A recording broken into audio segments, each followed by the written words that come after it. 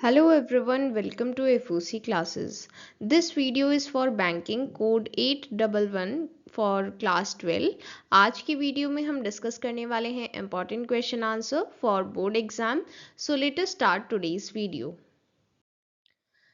आज की वीडियो में हम डिस्कस करने वाले हैं सैम्पल क्वेश्चन पेपर। देखिए सैम्पल पेपर बहुत इंपॉर्टेंट होता है बोर्ड एग्जाम के लिए, बिकॉज यहाँ पर आपको सबसे पहले ब्लूप्रिंट गिवन होता है जिसकी हेल्प से आपको पूरे सिलेबस का एक ब्रीफ ओवरव्यू मिलता है। कौन से चैप्टर से कितने मार्क्स के कितने क्वेश्चन आएंगे ये सभी चीज़ें आपको क्लियर होती हैं।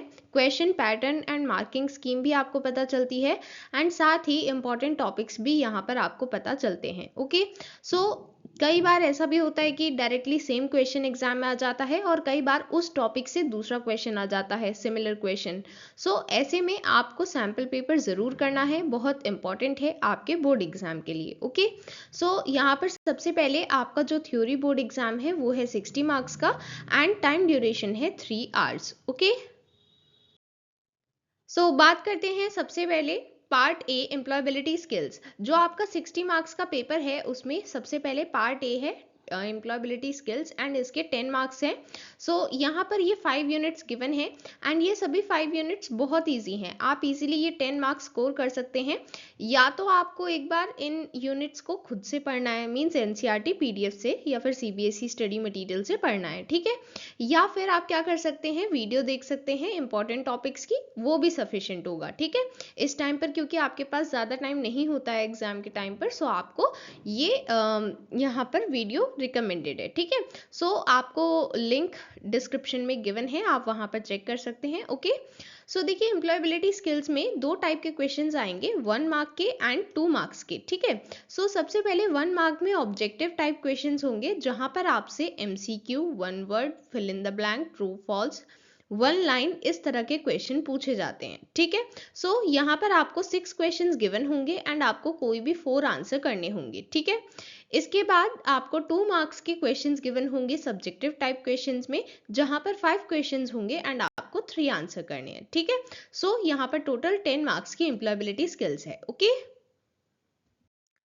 Then proceeding to part B subject specific skills. ये पोर्शन 50 मार्क्स का है। यहाँ पर आपके पास ये 6 यूनिट्स गिवन है। CBSE study material PDF already Telegram channel पर शेयर कर दी गई है, आप वहाँ पर देख सकते हैं।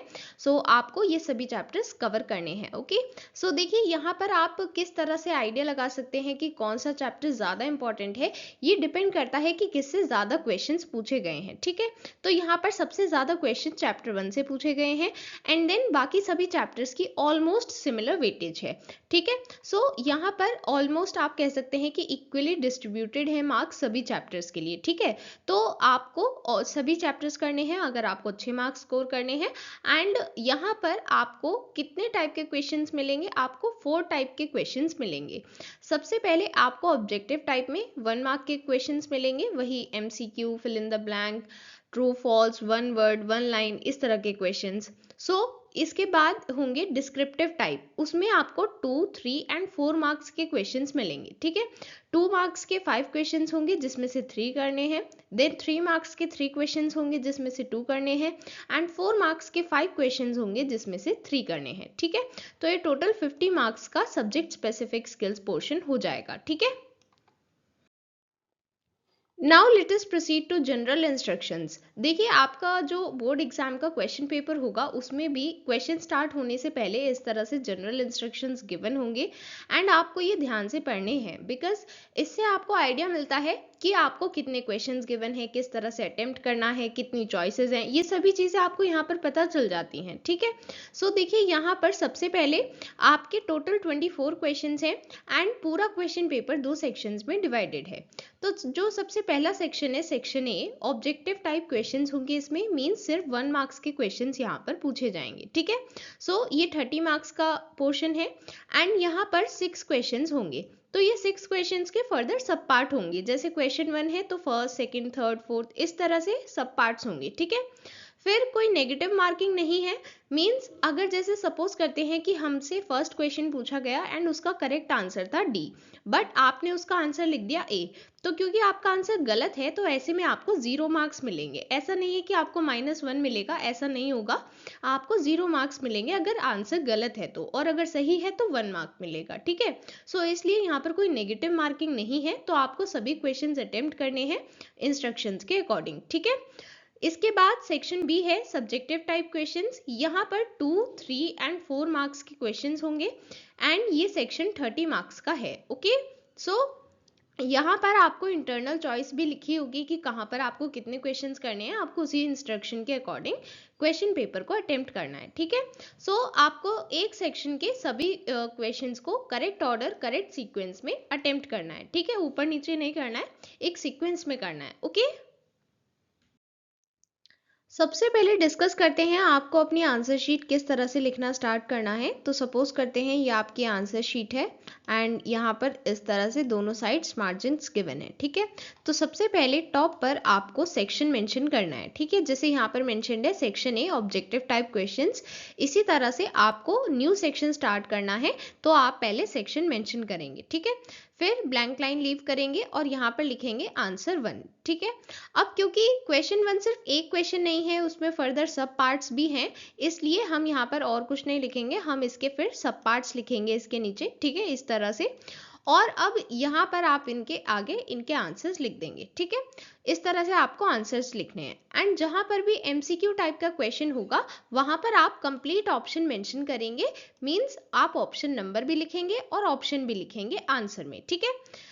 अब इसके बाद एक और इम्पॉर्टेंट चीज़ यहाँ पर जो आपको ध्यान रखनी है, ओवर अटेम्प्ट नहीं करना है। ओवर अटेम्प्ट क्या होता है, देखिए बहुत सारे स्टूडेंट्स को ये कन्फ्यूजन होती है कि ये जो चॉइस गिवन है ये इसलिए गिवन है कि हमें बेस्ट 4 की चेकिंग की जाए हमारे आंसर्स की, बट ऐसा नहीं होता है। देखिए यहाँ पर क्या होता है कि आपको 6 क्वेश्चंस गिवन है, जैसे सपोज कर लेते हैं, यहाँ पर मेंशन कर देते हैं 1, 2, 3, 4, 5 एंड 6, ठीक है। अभी एक स्टूडेंट जिसने सिर्फ 4 अटेम्प्ट किए हैं उसके ये 4 चेक हो जाएंगे, जितने भी सही होंगे उसके अकॉर्डिंग मार्क्स मिल जाएंगे, ठीक है। बट कुछ स्टूडेंट्स क्या सोचते हैं कि अगर हमने ये 5 और 6 भी अटेम्प्ट कर दिए तो क्या होगा कि हमें मतलब एक्स्ट्रा मार्क्स मिल जाएंगे या फिर हमारे बेस्ट 4 चेक हो जाएंगे। जैसे अगर हमारा सेकंड करेक्ट नहीं होगा तो हमारा 6th करेक्ट होगा, तो उस केस में हमें मार्क्स मिल जाएंगे।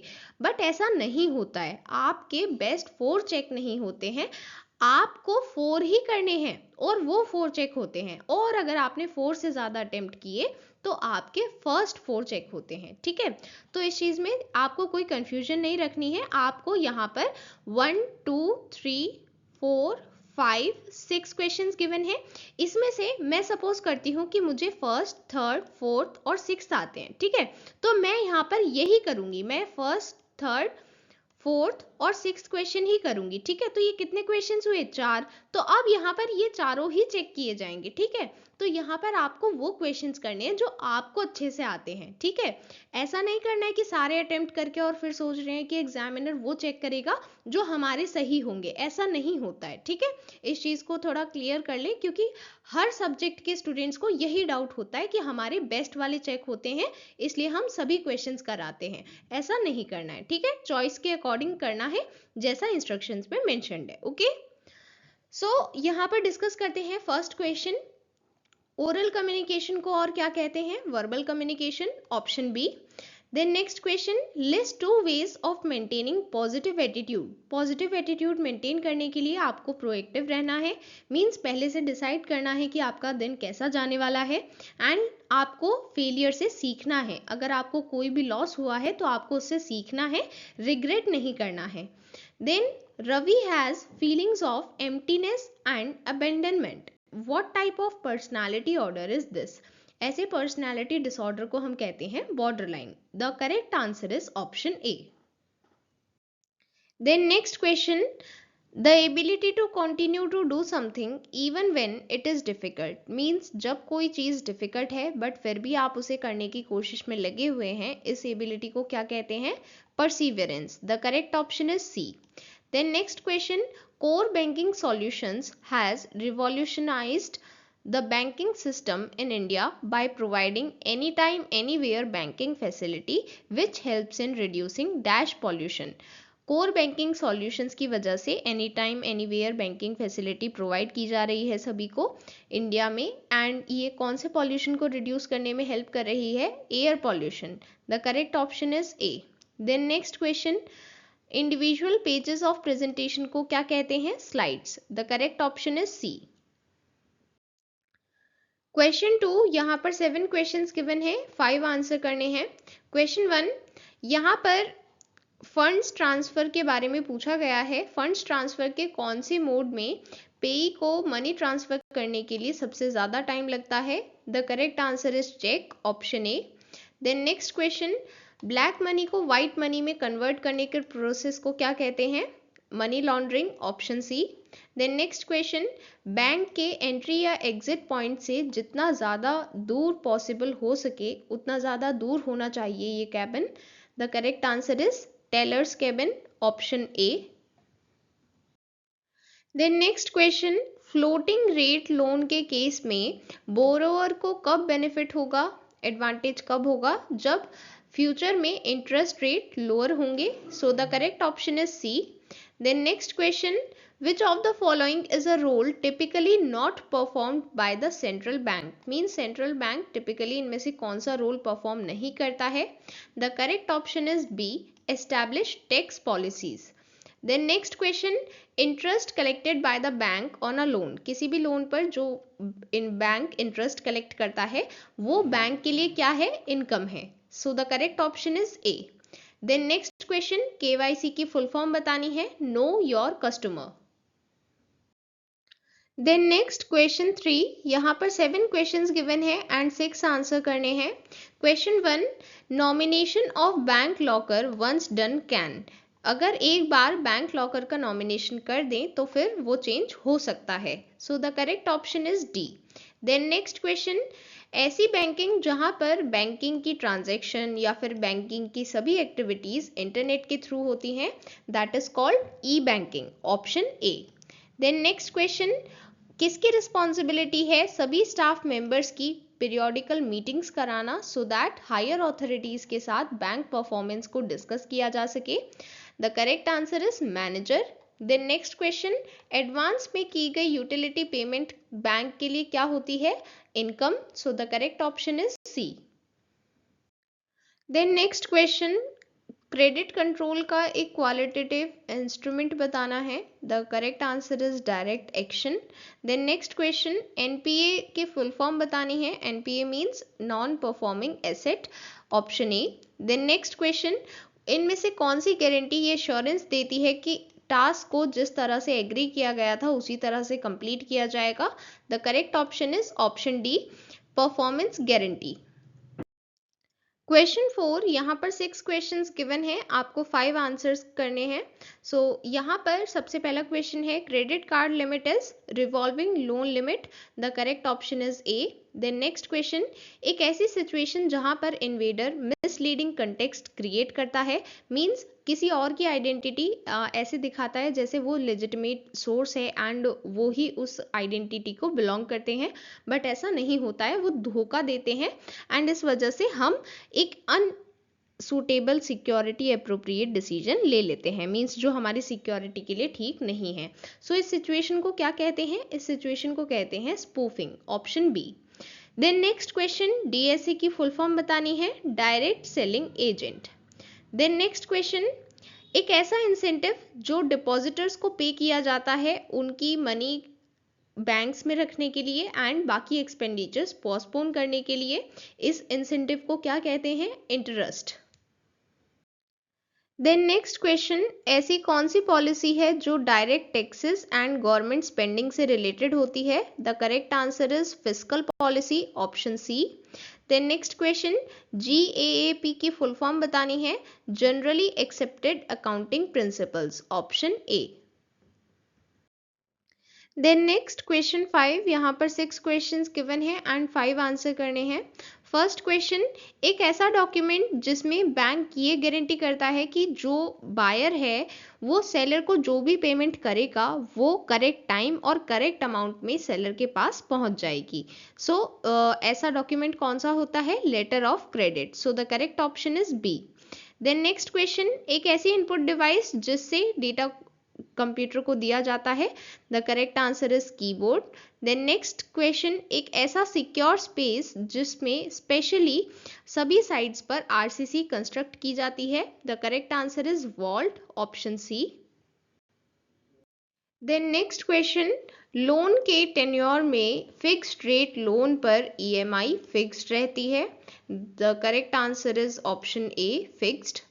देन नेक्स्ट क्वेश्चन, जब आरबीआई सभी शेड्यूल्ड बैंक्स के बैंकिंग अकाउंट्स को मैनेज करता है तब आरबीआई कौन सा रोल प्ले करता है? Bankers bank.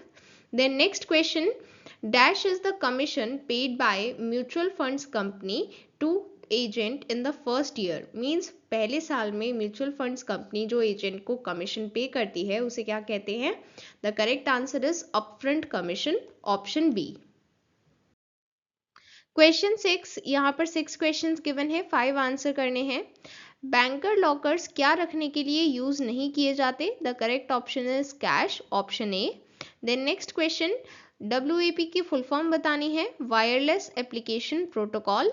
Then next question third, upon detection of a counterfeit note at the cash counter of bank branch, bank will. Means अगर बैंक ब्रांच की कैश काउंटर पर कोई काउंटरफेट नोट डिटेक्ट हुआ है तो उस केस में बैंक क्या करता है? The correct option is impound the note and issue receipt, option D. Then next question, when the fixed loan comes near to its maturity, the interest amount on the loan, the correct option is decrease, option B. Then next question, the standard rate at which RBI is prepared to buy or rediscount bills of exchange or other eligible commercial paper from other banks is called bank rate, option A. Then generally एक ऐसा asset जो standard के नीचे रहा है 12 months के लिए, इसे हम क्या कहते हैं? Substandard asset. The correct option is A. So अभी तक हमने ऑब्जेक्टिव टाइप क्वेश्चंस कंप्लीट कर लिए हैं। अब हम प्रोसीड कर रहे हैं नेक्स्ट सेक्शन पर, section B, subjective type questions. So again जब आप सेक्शन न्यू स्टार्ट कर रहे हैं तब आपको एक हेडिंग लिखनी है सेक्शन, एंड इस तरह से आप मेंशन कर सकते हैं। सो यहाँ पर सबसे पहले एम्प्लॉयबिलिटी स्किल्स के सब्जेक्टिव क्वेश्चंस गिवन है। जैसा कि मैंने आपको स्टार्टिंग में बताया था, एम्प्लॉयबिलिटी स्किल से 2 टाइप के क्वेश्चंस आएंगे। ऑब्जेक्टिव क्वेश्चंस हम ऑलरेडी कर चुके हैं, अब हम सब्जेक्टिव क्वेश्चंस करेंगे। ओके, सो यहाँ पर 2 मार्क्स के क्वेश्चंस गिवन होंगे एंड यहाँ पर 5 क्वेश्चंस होंगे जिसमें से 3 क्वेश्चंस आपको अटेम्प्ट करने हैं। ओके, एंड वर्ड लिमिट है 20 to 30 words. First question, stress क्या है और इसे कैसे मैनेज किया जा सकता है ये यहाँ पर बताना है। तो स्ट्रेस एक ऐसी स्टेट है जिसमें आप अपसेट होते हैं, अनॉयड होते हैं, होपलेस होते हैं, परेशान, उदास, और आपको कुछ भी समझ में नहीं आता। आपको लगता है कि आप जो भी कर रहे हैं उसका कुछ रिजल्ट आपको नहीं मिल रहा है। एंड अगर स्ट्रेस को मैनेज करना है तो आपको पॉजिटिव रहना है और अपने थॉट्स को प्रेजेंट में रखना है। देन नेक्स्ट क्वेश्चन, एक्सप्लेन करना है इफेक्टिव कम्युनिकेशन क्यों इंपॉर्टेंट है बैंकिंग एनवायरनमेंट में। सो इफेक्टिव कम्युनिकेशन हर रोज़ की लाइफ में इम्पॉर्टेंट है, एवरीडे लाइफ में इम्पॉर्टेंट है, क्योंकि यहाँ पर अगर हम इफेक्टिव कम्युनिकेशन नहीं करते तो हम सामने वाले को अपनी बात नहीं समझा पाएंगे और ना ही सामने वाले की बात सुन पाएंगे, समझ पाएंगे। तो स्पेशली जब हम बैंक की बात करते हैं तो हमें कस्टमर की नीड को समझना है, इसलिए कम्युनिकेशन वहाँ पर बहुत ज़रूरी है। हम जो भी इंस्ट्रक्शंस दे रहे हैं वो कस्टमर को ध्यान से समझ में आए, एंड जो कस्टमर कह रहा है उसकी जो डिमांड है वो भी हमें प्रॉपरली समझ में आए, इसलिए यहाँ पर इफेक्टिव कम्युनिकेशन नेसेसरी है। देन प्रेजेंटेशन क्या है एंड ये किस तरह से बैंक एम्प्लॉय के लिए यूजफुल है। सो प्रेजेंटेशन एक सिस्टमैटिक डिस्प्ले है इंफॉर्मेशन का, मींस हम स्लाइड्स के थ्रू इंफॉर्मेशन को रिप्रेजेंट करते हैं। एंड ये बैंक में किस तरह से हेल्प कर सकता है, बैंक एम्प्लॉयज़ के लिए किस तरह से यूज़फुल है। So bank employees presentation software को यूज़ कर सकते हैं एक ग्राफिकल प्रेजेंटेशन बनाने के लिए, एंड जो भी रिपोर्ट्स हैं उसे इस प्रेजेंटेशन के थ्रू शो कर सकते हैं। ओके, देन नेक्स्ट, एंटरप्रेन्योर के लिए फियर एक बैरियर की तरह किस तरह से एक्ट करता है ये यहाँ पर एक्सप्लेन करना है। मींस डर एक रुकावट कैसे बनता है एंटरप्रेन्योर के लिए, ये यहाँ पर बताना है। तो जब एंटरप्रेन्योरशिप की बात करते हैं तो बहुत सारे फियर्स होते हैं जो ऑब्स्टेकल्स बनते हैं, बैरियर्स बनते हैं एंटरप्रेन्योर के लिए। एंड अगर एंटरप्रेन्योर इन डर का सामना नहीं करेगा तो फिर वो अपना बिजनेस कंटिन्यू नहीं कर पाएगा, इवन स्टार्ट भी नहीं कर पाएगा। सो डिफरेंट फियर्स यहाँ पर मेंशन है, आप कोई भी अप्रोप्रिएट टू यहाँ पर मेंशन कर सकते हैं, जैसे इनिशिएटिव लेने का फियर, या फिर फेलियर का फियर, अगर आप फेल हो गए तो क्या होगा, या फिर fear of not being an expert, means आप एक्सपर्ट नहीं हैं उस फील्ड में तो आप किस तरह से एंटरप्राइज स्टार्ट करेंगे। बट ये सभी चीज़ें हमें समझनी होती है कि स्टार्टिंग में कोई भी एक्सपर्ट नहीं होता है। हम जब चीज़ों को स्टार्ट करेंगे, जब हम चीज़ें ट्राई करेंगे, तभी हम उनके बारे में सीखते हैं and over the time expert बनते हैं। सो एक बार में तो कोई भी एक्सपर्ट नहीं बनता है, एंड फेलियर से नहीं डरना होता है क्योंकि फेलियर से हम सीखते हैं। एंड जो गलतियां होती हैं वो हमें तभी पता लगेंगी जब हम फेल होंगे, जब हमें लॉस सफ़र करना पड़ेगा, तभी हमें पता चलेगा कि हम कहाँ पर गलत हैं एंड हम कहाँ पर इम्प्रूव कर सकते हैं। देन नेक्स्ट क्वेश्चन, किस तरह से रिसाइकलिंग मटेरियल्स बैंकिंग इंडस्ट्री को हेल्प कर रहे हैं इकोनॉमिकली ग्रो करने में, ये एक्सप्लेन करना है। सो अगर हम मटेरियल्स को रिसाइकल करते हैं तो इससे वेस्ट रिड्यूस होता है एंड अल्टीमेटली एफिशिएंसी इंप्रूव होती है। Then proceeding to subjective type questions of part B subject specific skills. अभी तक हमने एम्प्लॉयबिलिटी स्किल्स के सब्जेक्टिव क्वेश्चंस किए हैं, अब हम पार्ट बी के सब्जेक्टिव क्वेश्चंस करेंगे। सो यहाँ पर सबसे पहले 2 मार्क्स के क्वेश्चंस हम करने वाले हैं। 5 क्वेश्चंस गिवन है, कोई भी 3 अटेम्प्ट करने हैं एंड वर्ड लिमिट है 20 to 30 वर्ड्स। फर्स्ट क्वेश्चन यहाँ पर बताना है, आजकल सिंगल विंडो सिस्टम अडॉप्ट किया गया है and check drop boxes maintain किए जा रहे हैं बैंक ब्रांचेस में, इन्हें एक्सप्लेन करना है एंड इनका सिग्निफिकेंस, इनका इंपॉर्टेंस बताना है। सो ऑनलाइन बैंकिंग की वजह से आजकल कस्टमर्स इतना ज़्यादा फिजिकल मूवमेंट नहीं करते हैं बैंक्स में। सो इसलिए एंड कस्टमर्स के पास टाइम भी नहीं है, उनका टाइम प्रेशियस है, सो उनको वेट ना करना पड़े, इसलिए ये ड्रॉप बॉक्स का कंसेप्ट इंट्रोड्यूस हुआ है सो दैट उन्हें वेट ना करना पड़े अपना चेक डिपॉजिट करने के लिए एंड सिंपली वो उस ड्रॉप बॉक्स में अपना चेक ड्रॉप कर सकें। Okay, then next question, debit card and credit card के बीच डिफरेंस बताना है। सो डेबिट कार्ड में जब आप अमाउंट स्पेंड करेंगे तो वो डायरेक्टली आपके बैंक अकाउंट से डिडक्ट होता है, मींस आपकी खुद की मनी आप स्पेंड करते हैं in case of debit card. But credit card के केस में वो बोरोड फंड्स हैं एंड वो अल्टीमेटली आपको बैंक को रिटर्न करने हैं। Then next question, front office of bank के फंक्शंस बताने हैं। फ्रंट ऑफिस रिस्पॉन्सिबल होता है कस्टमर नीड्स की देखभाल के लिए, मींस कस्टमर्स की क्या नीड्स हैं ये सभी चीज़ें फ्रंट ऑफिस देखता है, एंड साथ ही न्यू कस्टमर्स बनाने के लिए, मींस न्यू कस्टमर्स को साइन अप कराने के लिए ये इनकी मेन एक्टिविटी होती है। Then next question, reverse repo rate पर शॉर्ट नोट लिखना है। सो रिवर्स रेपो रेट वो रेट है जिस पर आरबीआई बैंक से मनी बोरो करता है शॉर्ट टर्म के लिए, एंड ये मॉनेटरी पॉलिसी का एक इम्पॉर्टेंट टूल है जिसकी हेल्प से लिक्विडिटी मेंटेन करते हैं एंड इकोनॉमी में इन्फ्लेशन पर चेक रखते हैं। रिवर्स रेपो रेट की हेल्प से आरबीआई बैंक से मनी लेता है जब उसे रिक्वायरमेंट होती है। ओके, नेक्स्ट क्वेश्चन, यहाँ पर B R and M I B O R के बीच 2 डिफरेंस बताने हैं। सबसे पहले डेफिनेशन के पहले यहाँ पर आप फुल फॉर्म बता सकते हैं। B R means banks base rate, then M I B O R means Mumbai inter bank offered rate. So B R daily change नहीं करता है बट तब चेंज करता है जब इकोनॉमिक सिचुएशन के according, and M I B O R daily basis पर change होता है demand and supply of funds के बेसिस पर। Okay,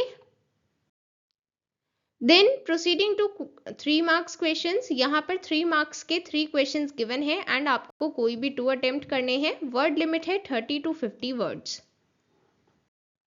then next question 17, 3 branch managers duties बतानी है। सो यहाँ पर ब्रांच मैनेजर की 3 ड्यूटीज बतानी है। सबसे पहली, कस्टमर्स के लिए बैंक को रिप्रेजेंट करता है ब्रांच मैनेजर एंड रिस्पॉन्सिबल होता है कि ब्रांच में सब कुछ स्मूथली कंडक्ट हो पाए। देन ब्रांच मैनेजर की रिस्पॉन्सिबिलिटी है कि बैंक में एनवायरनमेंट एटमॉस्फेयर अच्छा रहे, क्वालिटी अच्छी रहे सर्विसेज की, एंड कस्टमर्स वहाँ पर विजिट करें, अपना बिजनेस कंडक्ट करें। देन ब्रांच मैनेजर की रिस्पॉन्सिबिलिटी है कि वो फ्रीक्वेंटली पीरियोडिकल मीटिंग्स कराएं सभी स्टाफ मेंबर्स की, सो दैट हायर अथॉरिटीज के साथ बैंक की परफॉर्मेंस को डिस्कस किया जा सके।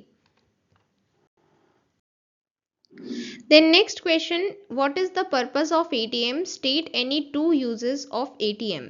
ATM एक कंप्यूटराइज्ड मशीन है जो कस्टमर्स को ये फैसिलिटी प्रोवाइड करती है कि वो अपने अकाउंट को एक्सेस कर सकें बिना बैंक जाए, मींस कैश विड्रॉल कर सकें and financial and non financial transactions कर सकें, एंड उन्हें एक्चुअल में बैंक जाने की ज़रूरत नहीं होगी, वो सिर्फ एटीएम पर जाकर ये सभी चीज़ें कर सकते हैं। एंड यहाँ पर यूजर्स क्या हैं, लाइक 24 आवर्स एक्सेस होता है। बैंक का तो अपना टाइम होता है क्लोज होने का, ओपन होने का, कई बार हॉलीडेज भी होती हैं, बट एटीएम के केस में आप उसे 24 आवर एक्सेस कर सकते हैं। देन यहाँ पर आप अकाउंट बैलेंस देख सकते हैं, मिनी स्टेटमेंट्स निकाल सकते हैं एंड पिन भी चेंज कर सकते हैं। Okay, then next question, simple interest and compound interest के बीच डिफरेंस बताना है 3 पॉइंट्स पर। सो सिंपल इंटरेस्ट में कम इंटरेस्ट मिलता है, कंपाउंड इंटरेस्ट में ज़्यादा इंटरेस्ट मिलता है। Then simple interest and compound interest का फॉर्मूला मेंशन कर सकते हैं। सिंपल इंटरेस्ट में प्रिंसिपल कांस्टेंट रहता है, कंपाउंड इंटरेस्ट में इंक्रीज हो जाता है। Then proceeding to 4 marks questions, यहाँ पर 5 क्वेश्चंस गिवन है एंड कोई भी 3 आंसर करने हैं। वर्ड लिमिट है 50 to 80 वर्ड्स। सबसे पहला क्वेश्चन, यहाँ पर आपको बताना है डीमैट अकाउंट में शेयर्स रखने का क्या एडवांटेज होता है। सो यहाँ पर 5 एडवांटेज गिवन है, आप कोई भी 4 मेंशन कर सकते हैं बिकॉज 4 मार्क्स का क्वेश्चन है। सो क्या क्या एडवांटेजेस होते हैं, सिक्योरिटीज के ट्रांसफर पर कोई स्टैम्प ड्यूटी नहीं होती है, सिक्योरिटीज जल्दी ट्रांसफर हो जाती हैं। देन बैड डिलीवरीज एलिमिनेट होती हैं, रिस्क बाय लॉस थेफ्ट ये एलिमिनेट होता है, एंड साथ ही settlement and disbursement of corporate benefits भी जल्दी हो जाते हैं। Okay, then next question, bank branches जो अलग अलग सर्विसेज ऑफर करते हैं ये एक्सप्लेन करनी है। सो 4 मार्क्स के क्वेश्चन है, सो 4 पॉइंट्स एक्सप्लेन करेंगे। सो सबसे पहले अलग अलग टाइप के डिपॉजिट्स को एक्सेप्ट करना, उन पर इंटरेस्ट ऑफर करना, देन डिफरेंट टाइप्स के लोन्स प्रोवाइड करना, देन कस्टमर्स को कैश डिपॉजिट विड्रॉल की फैसिलिटी प्रोवाइड करना, and currency unusable currency notes को फ्रेश या फिर यूजेबल करेंसी नोट्स के साथ रिप्लेस करना आरबीआई के बिहाफ पर, ये सभी बैंक ब्रांचेस सर्विसेज ऑफर करती हैं। ओके, क्वेश्चन 22, यहाँ पर बताया गया है एम ने डिपॉजिट किया है ₹1 lakh in Punjab National Bank at the rate of 5% per annum interest compounded annually for 3 years, and N gave ₹1 lakh to his friend at the rate of 5% per annum simple interest for 3 years. So यहाँ पर 3 questions पूछे गए हैं, M को कितना amount मिलेगा, N को कितना अमाउंट मिलेगा। देन क्वेश्चन 3 में पूछा गया है कि 3 years के एंड में किसको ज़्यादा अमाउंट मिलेगा एंड इसका क्या रीज़न है।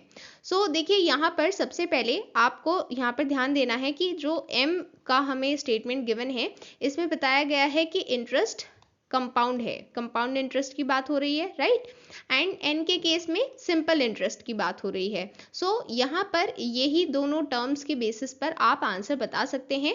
एम के केस में जब आपको इंटरेस्ट अमाउंट कैलकुलेट करना है तो उसके लिए आप कंपाउंड इंटरेस्ट का फॉर्मूला लगाएंगे, एंड अगर आपको एन के लिए कैलकुलेट करना है तो आप सिंपल इंटरेस्ट का फॉर्मूला अप्लाई करेंगे। ओके, इसके बाद सी मीन्स जो थर्ड पार्ट है इसमें हमें बताना है कि किसको ज़्यादा अमाउंट मिलेगा। सो ऑफ कोर्सली यहाँ पर एम को ज़्यादा अमाउंट मिलेगा, कैलकुलेशन से भी पता चल रहा है। और साथ ही यहाँ पर जो मेन रीज़न है वो क्या है, यहाँ पर कंपाउंड इंटरेस्ट अप्लाई हो रहा है एम के केस में, इसलिए यहाँ पर ज़्यादा इंटरेस्ट मिलेगा एंड ज़्यादा इंटरेस्ट मिलेगा, इसलिए यहाँ पर टोटल अमाउंट ज़्यादा होगा। ओके।